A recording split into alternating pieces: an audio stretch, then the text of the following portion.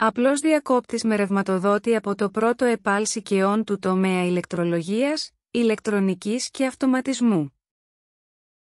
Ο απλός διακόπτης χρησιμοποιείται για τον έλεγχο ενός φωτιστικού σημείου ή μιας ομάδας φωτιστικών από μία θέση.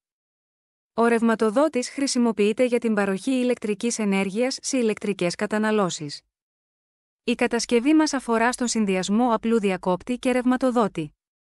Για την υλοποίησή της, χρειάζονται ένας απλός διακόπτης και ένας ρευματοδότης σούκο.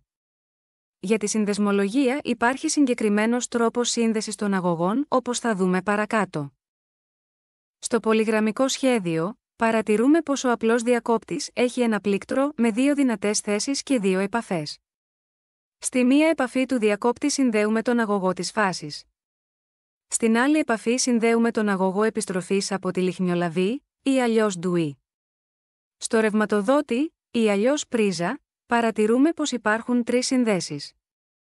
Στη μεσαία τοποθετείται πάντα ο αγωγός της γείωσης. Στις άλλες δύο, η φάση και ο ουδέτερος. Το μονογραμμικό και πολυγραμμικό σχέδιο σχεδιάστηκαν με το πρόγραμμα AutoCAD. Για την πραγματοποίηση της κατασκευής θα χρειαστούμε έναν απλό διακόπτη, ένα ρευματοδότη σούκο, μια επιτύχια λιχνιολαβή, μια λιχνία, δύο κοιτία, δύο κουτιά διακλάδωσης και αγωγούς διατομής 1,5 τετραγωνικών χιλιοστών, αν και οι ρευματοδότες συνδέονται με αγωγό 2,5 τετραγωνικών χιλιοστών.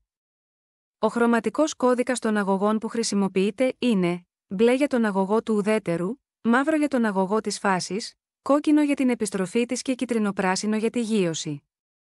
Ας ξεκινήσουμε.